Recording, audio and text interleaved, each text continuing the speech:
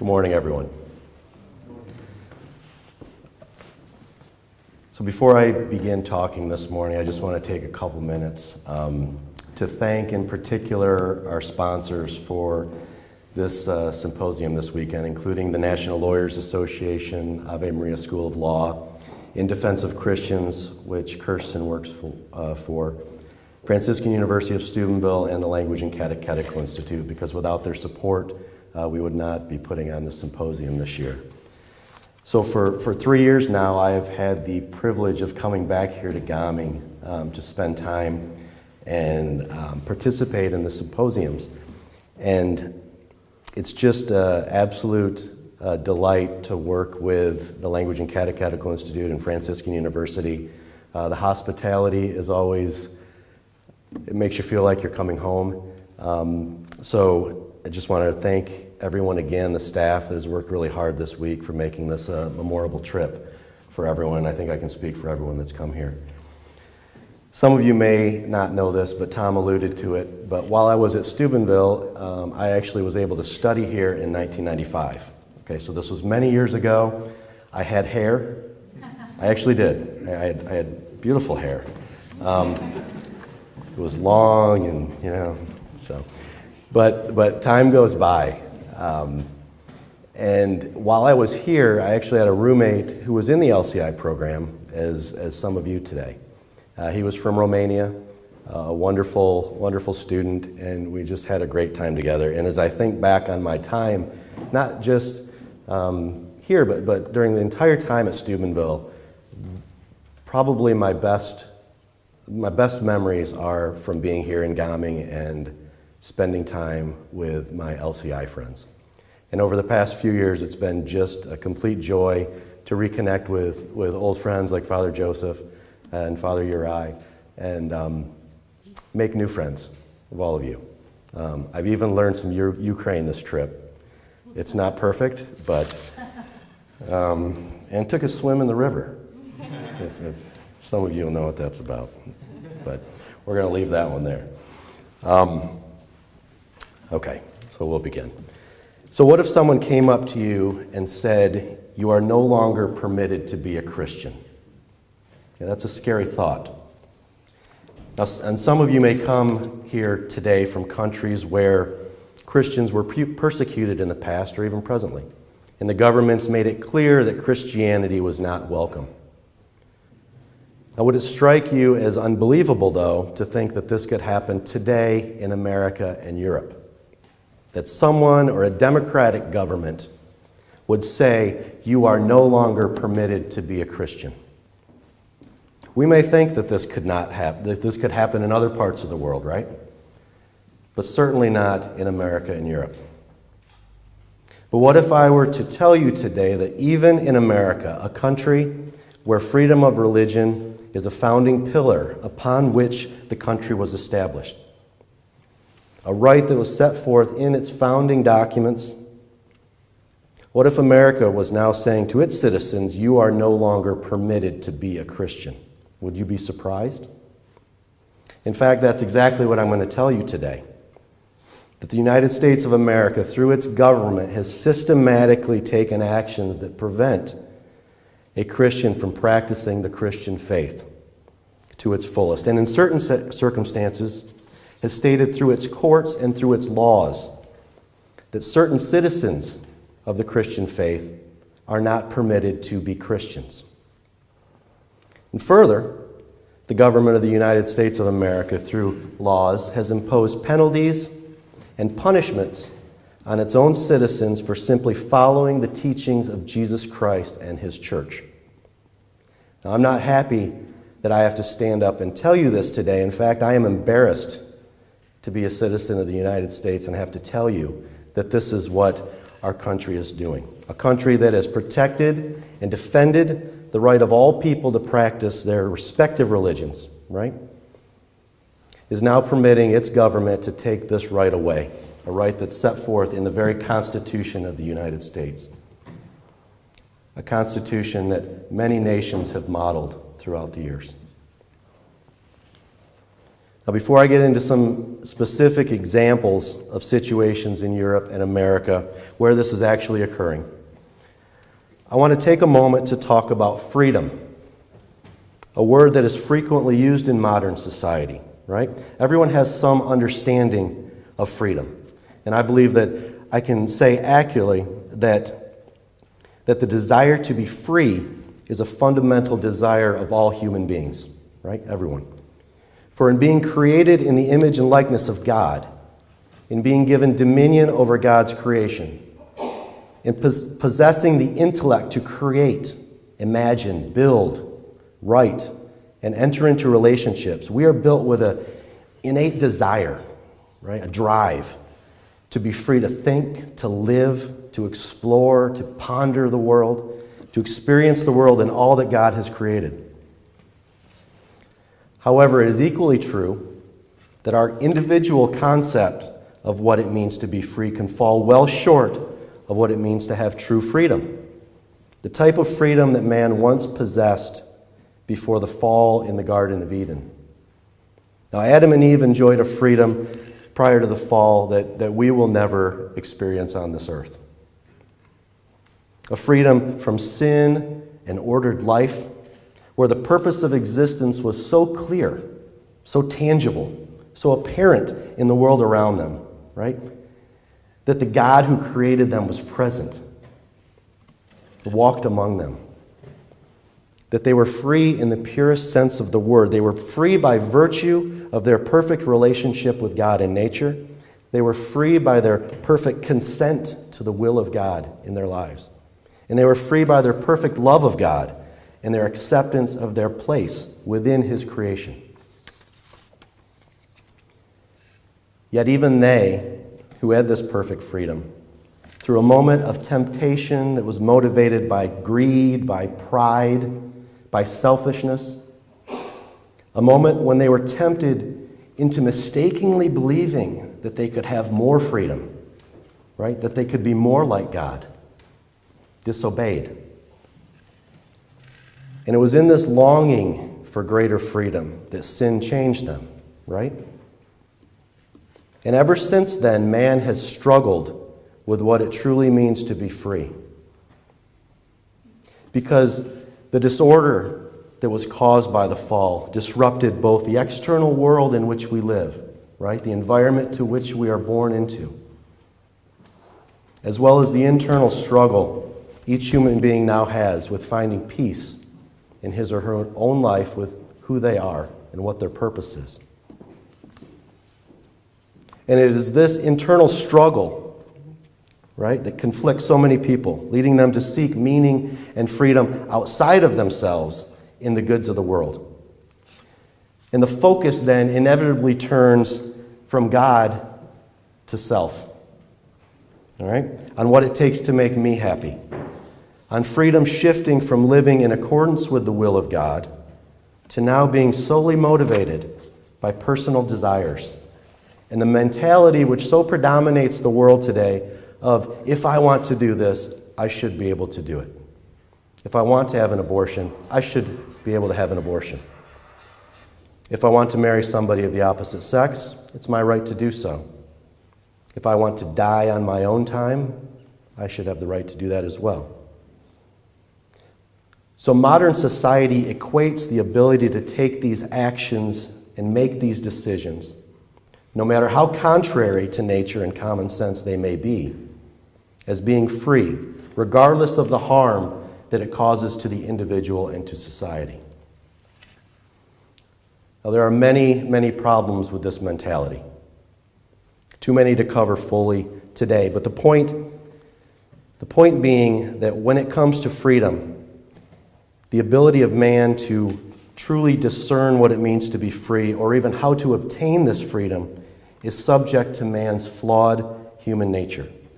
And as man moves away from relying on God and the natural law to understand freedom, an understanding that is focused on how God intended us to be free through cooperation with His divine will, man naturally focuses his desires elsewhere. He focuses on his own wants, his own passions, his own desires.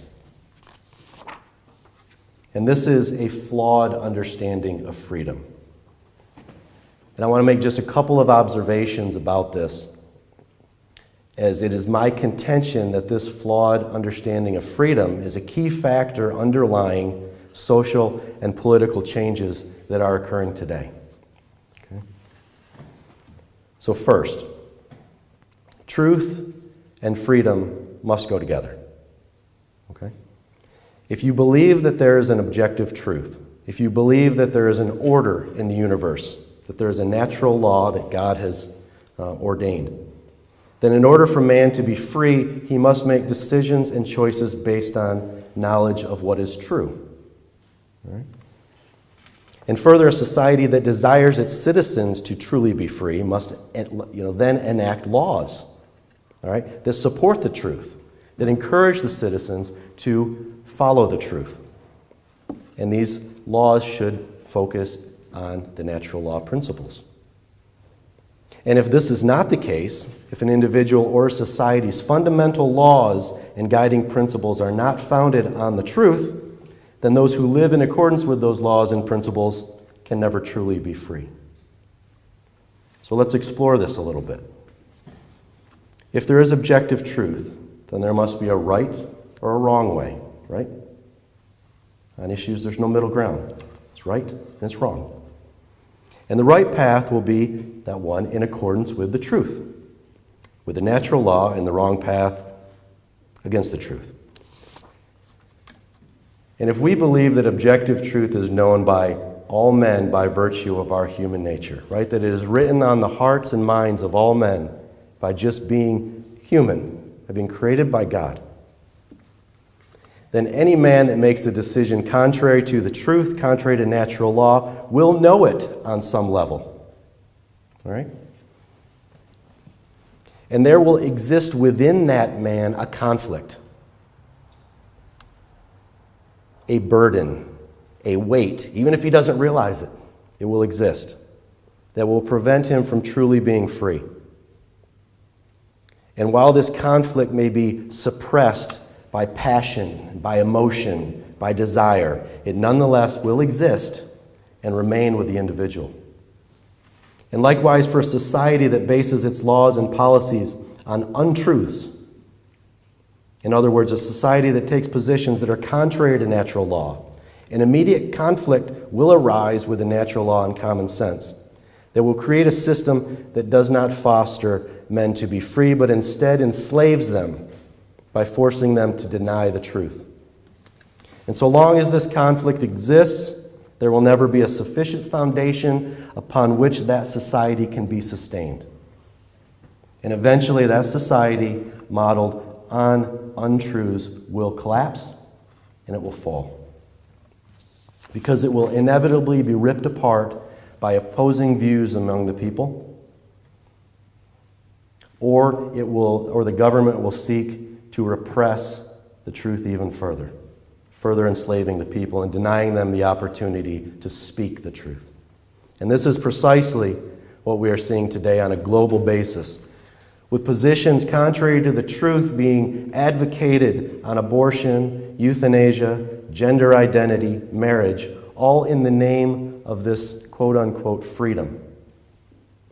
And it is only a matter of time before society starts to crumble, and I would say we're already seeing that today. Now, the second problem, flows from the first.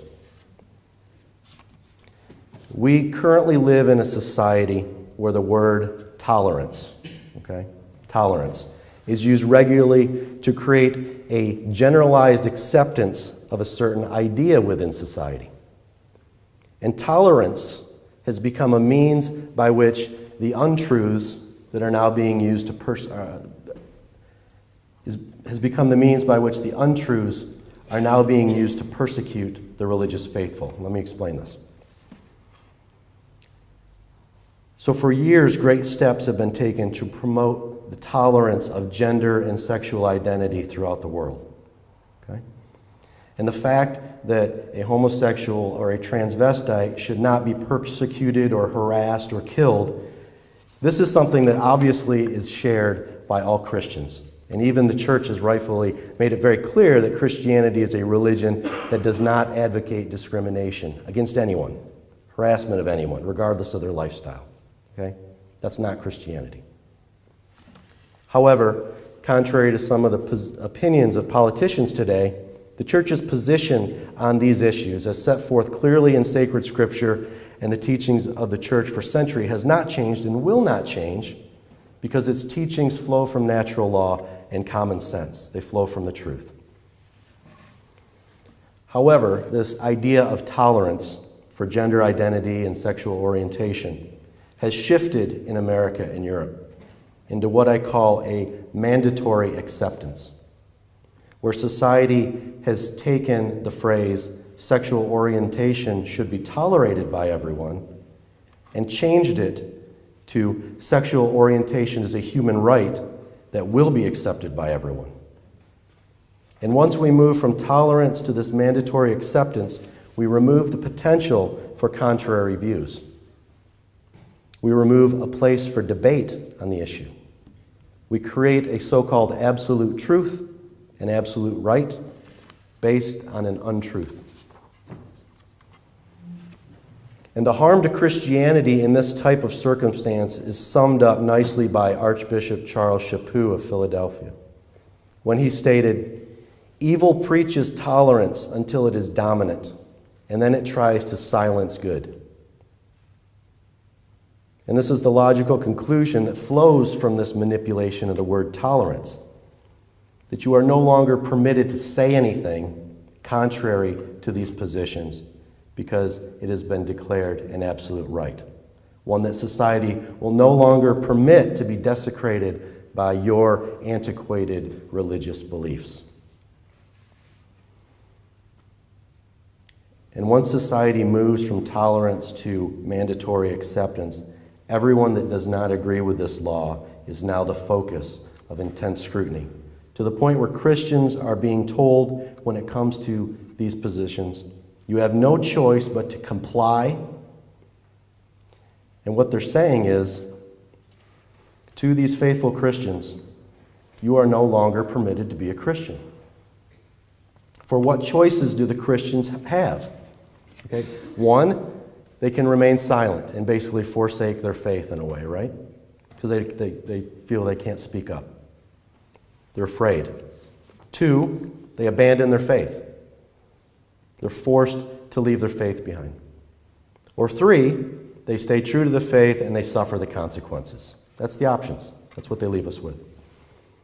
And those who sincerely follow the Christian faith, those who hold to principles including life begins at conception, marriage is between a man and a woman, that we should not be advocating for gender confusion in children, are now confronted with a situation where we can't even risk opening our mouths to speak, to enter into debate without automatically being labeled as having a phobia or being hateful. And this current culture that we live in demands that we not just listen to the other person's point of view, but when it comes to these issues, that we must advocate for them, right? We can't just tolerate them anymore, all right? We have to promote them through our businesses and through our silence.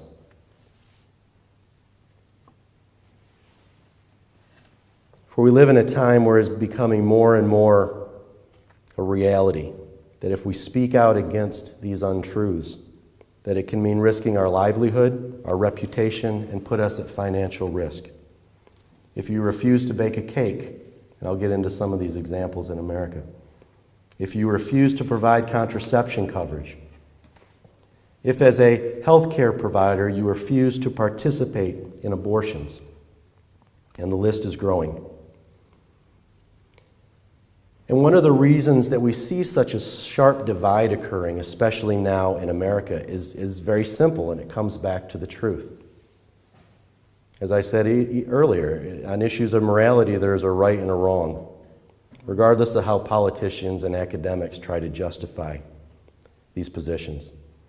On issues of human dignity, marriage, life, there is a right position and a wrong position. But as the government and the courts create new legal definitions of words, as morality is defined by the courts in different ways throughout the world. The people are being given really a new golden calf, right? In the form of this new ideological system of this concept of freedom that is being provided to them by the government. One that the people can look to for guidance that tells them, no, it's okay, this is okay. Regardless of what you know to be true, this is now the truth. One that justifies their actions and supports these positions contrary to natural law. But this type of system is one that deprives them of the truth about human dignity, deprives them of real freedom, and actually enslaves them to a world driven by the passions and the desires of a few. And the lines drawn here, brothers and sisters, have not been drawn by man, but by the truth itself. Because the fact that life begins at conception, all right, this is a biological and scientific truth, right? It's supported by natural law. That's a reality. So there are those that will believe this and those that will not. Okay, and there's the line. There's no middle ground. On the issue of marriage, on the issue of sexual gender, again, there's right and wrong. And there's the line. And it's based on natural law, the teachings of the church. And when it comes to this line, when it comes to right and wrong on these issues, we as Christians have an obligation to stand up for the truth, right? To stand up for our faith, to stand up for our beliefs, and when need be, to suffer for the truth, as people have done for a very long time.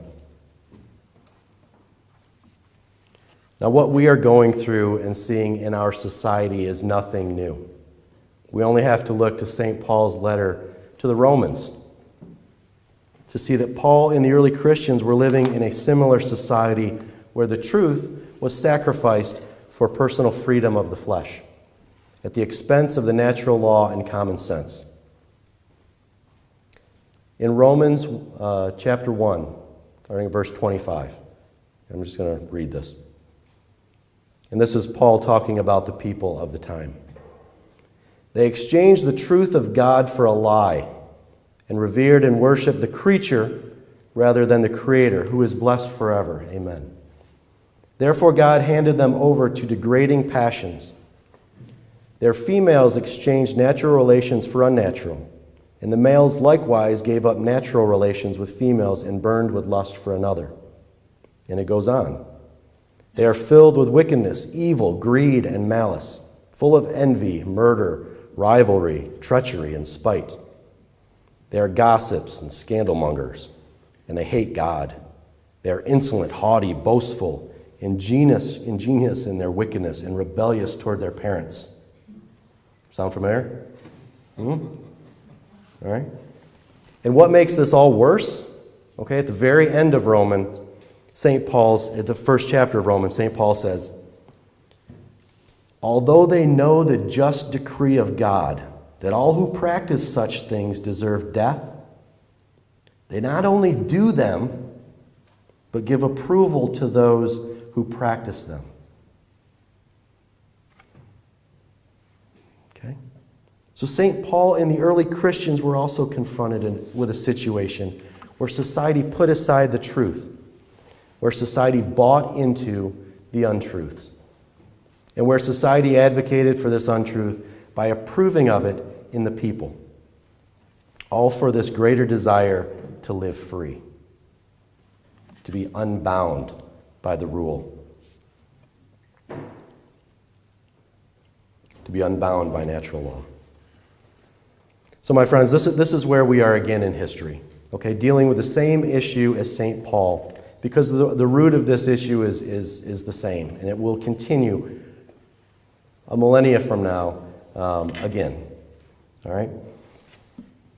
Because what we're dealing with is a forsaking of the natural law. Okay? The law that is written on the hearts of man, a denial of the truth. Okay? And because of sin, this is just something that will happen. And in our world today, we can see examples of the governments in America and Europe pressuring Christians into compliance or silencing them over untruths that have been made mandatory in the name of freedom. And because the truth is their biggest enemy on these issues, you will see an underlying theme in the examples that I'm going to go through now that focus on silencing the truth through coercion and fear. So let me begin with the issue of conscience rights protection, for healthcare providers, first of all. And this is the ability of healthcare providers to conscientiously object to participating in immoral activities. So today in modern day culture, it has chosen to sacrifice the ultimate good of healthcare, all right? And the ultimate good of healthcare should be the ability of the physician or the nurse to actually participate in the healing ministry of Christ. Okay? And instead, what they do is they advocate for a new medical ethic that removes any respect for life, either at the beginning or the end, and is now medicine based on personal wants, not sound scientific and moral judgment. And this has led to an effort by political bodies and organizations, medical organizations, to force people of faith by law to participate in immoral acts despite their own personal objections. So the right to conscientiously object, sadly, is not an absolute right, but is subservient to the laws of the state. And while conscience rights in healthcare are primarily raised within the context of reproductive health and directed to the field of practitioners that deal with the providing care to women, it can just as easily be applied to end-of-life issues, to vaccinations, and even the pharmaceutical industries. Now, the opponents to conscientious objection make the argument in general that a woman's right to reproductive services, including abortion, contraception, sterilization, and in vitro fertilization, is greater than the right of the healthcare provider to object. And therefore, in certain circumstances, the healthcare provider should be required by law to participate in and or perform such services despite the individual provider's moral objections. So they should be forced into doing something that goes against their conscience. Now, Eleanor Grimm, she's a nurse midwife in Sweden. She was terminated from her employment in all of Sweden. All right? She's not permitted to serve as a midwife anywhere in Sweden because she refused to provide abortions. Okay? And this went to court, and the district court ruled that midwives in Sweden must agree to perform abortions. Okay? So, under that rule, midwives in Sweden have to make a decision, right? They have to forsake or abandon their faith so they can have a job, or they're not permitted to practice in the profession that they've chosen. Okay? Even if it's a profession where they want to participate in helping people. And the court in Sweden ruled this way despite Article 9 of the European Convention of Human Rights, which clearly states, everyone shall have the right to freedom of thought, conscience, and religion, despite the fact that Sweden has been a party to that convention since 1995. So they still ruled that she does not have a right to follow her conscience. Now, this case is currently on appeal to the highest court in Sweden, and it will be heard in January or February of 2017. And if Eleanor loses on appeal, then they can attempt to bring this case before the European Court of Human Rights. And this is a very important case that's moving through the system in Europe. And it could greatly impact religious freedom in the European body. For the right to conscientiously object is a critical right that Christians have available to them now when they are faced with immoral actions, and removing this as an option, okay, will only pave the way for more persecution. Because otherwise, this will mean that if you have a view on life, that life begins at conception and that life should continue to natural death, that if you hold that and you are a midwife or you are a physician or you are a nurse, then you could be completely disqualified from practicing your profession. And I just spoke this last week with Eleanor's attorney, Ruth Nordstrom, in Sweden. Okay, and on Thursday she started another trial in Sweden for a midwife named Linda Steen, who was also terminated from her employment for refusing to do abortions. So please keep Ruth and her team in your prayers as that trial will continue into this next week.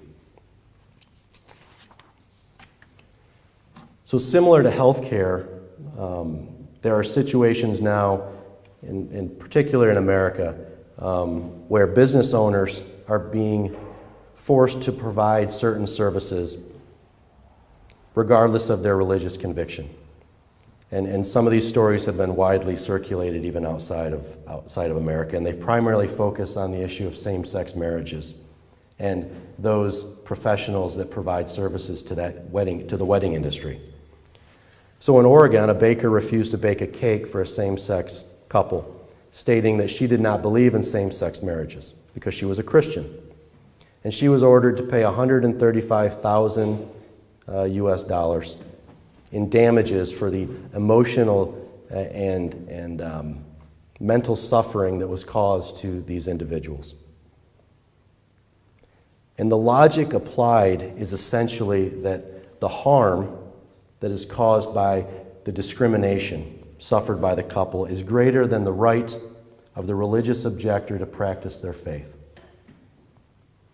And therefore, a refusal to provide the services is punishable. And the same logic was applied in New Mexico to a wedding photographer who refused to photograph a same-sex wedding. Also in New York, to a family who had a farm that rented it out for weddings and refused to permit a same-sex wedding ceremony to take place on their property. They were fined $13,000. And with the Supreme Court decision in the United States, which legalized same-sex marriage, the cases are still being filed, but going on and on. The list is growing, but the legal precedent is being developed that a business owner cannot invoke a conscientious objection when it involves performing professional services if the effect of that objection would result in discrimination. So again, this is an example of the government attempting to silence the truth by forcing Christian business owners to comply with the law or go out of business. And this word discrimination, all right, is a word that is being used as a sword to strike down religious convictions now. A little over a week ago, the United States Commission on Civil Rights, okay, that's part of the United States government, issued a report stating, this is actually quite unbelievable, issued a report stating that the phrases religious liberty and religious freedom are code words used to promote discrimination. And I'm going to quote the entire section here of this report. All right? Quote, "The phrases religious liberty and religious freedom will stand for nothing except hypocrisy, so long as they remain code words for discrimination, intolerance, racism, sexism, homophobia, Islamophobia, Christian supremacy, and any form of intolerance," end quote. They actually use the word intolerance twice just to reinforce that. So it's blatantly clear, if you look at this report and the language contained within it, that it had singled out and attacked the Christian faith. It's right on its face, it's attacking Christianity. And this report made specific recommendations to President Obama that he enact presidential orders to deny religious exemptions to organizations in order to further prevent discrimination. That he take executive action and limit the ability of organizations to obtain exemptions from certain laws. And further, the report recommended that the government try to water down or dilute the Religious Freedom and Restoration Act. And this is an act within the United States which prohibits the government from substantially restricting a person's religious freedom. So the Civil Rights Commission in the United States of America is basically saying, you need to do more to restrict the rights of Christians so that they're not discriminating because of their religious beliefs. So what we see here is a push within the government to expand the scope of intolerance and discrimination, okay, that they define and narrow the ability of the faithful to raise any objections. Okay? And thus this is effectively putting Christians in a very small box when it comes to these issues with very little room to move. And over the past few years, the current United States government officials have used the phrase freedom of worship instead of freedom of religion. Okay? And behind this phraseology is the notion that Americans should be free to worship as they want in private, but they should expect no such freedom to invoke a religious right to refuse or object to an act if it would result in discrimination to another person. So you can worship on your own, in your heart and in your mind or in your church, but outside of that, all bets are off. We're not going to support you. We're not going to let you have the right to act in accordance with your faith if it is contrary or if it discriminates against somebody else. And this was actually attempted in Colorado in 2012, where a group there tried to change the Colorado Constitution, the state constitution, and define freedom of religion as, quote, the ability to engage in religious practices in the privacy of a person's home or in the privacy of a religious organization's established place of worship. Okay, so this was attempted, failed, but it was attempted, and we will see it again. And this is nothing more than an attempt to prevent Christians from fully practicing their faith. And it will continue as they try to keep repressing Christians and trying to force their silence. And recently, I'll just give one more example. The American Bar Association, which is the largest bar association in America. Every attorney, it sets the qualifications for going to law school, it certifies the law schools, it has a lot of power for lawyers. And it has the ability to remove your license as a lawyer. Okay?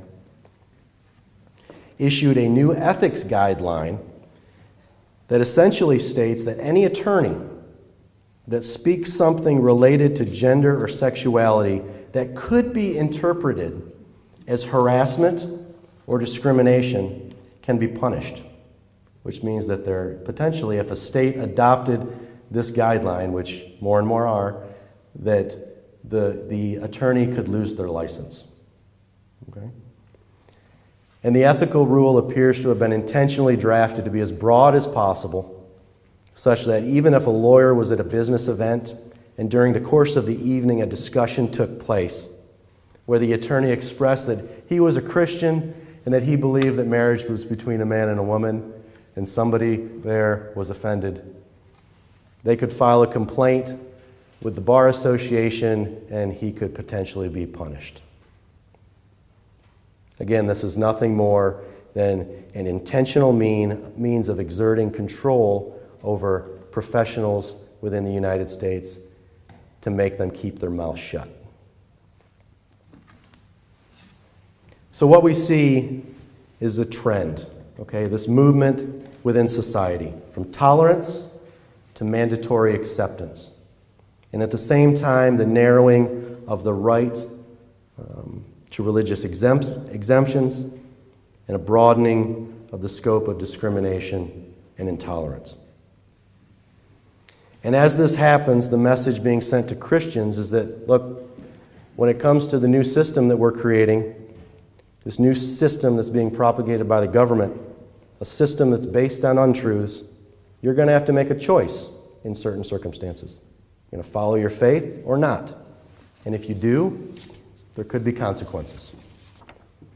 This is the state of our world, a world where Christians are no longer permitted to be Christians, in a world where a Christian may be required to sacrifice much in order to be free.